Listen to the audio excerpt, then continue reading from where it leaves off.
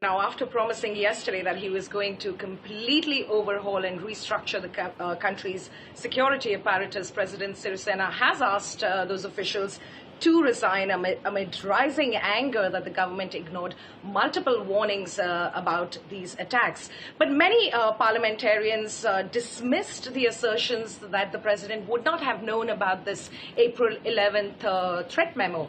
In fact, one parliamentarian, Sarath Fonseca, who was also the country's army chief in the last stages of that civil war, told Parliament today that he was aware of the memo, as was the country's intelligence chief, and he said, and I'd like to quote him, he said that it is obvious that the president would have known.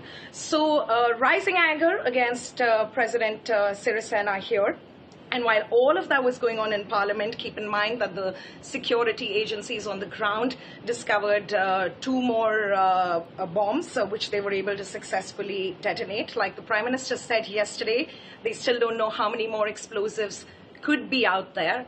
And as grief morphs into anger for ordinary Sri Lankans, the city will enter its fourth consecutive night of curfew in just a few hours, and we're likely to hear more on this intelligence memo tomorrow. I'd also like to mention that Indian intelligence officials, who were the original source of this memo, have now told multiple agencies and reporters that they repeated those threats just hours before the attacks on Sunday. They themselves learned this information when they were interrogating ISIS sympathizers in the South Indian state of Tamil Nadu, which shares linguistic and cultural ties with Sri Lanka, and that was the first time that they heard the name Zaharan Hashmi, who is the leader of this little-known group NTJ.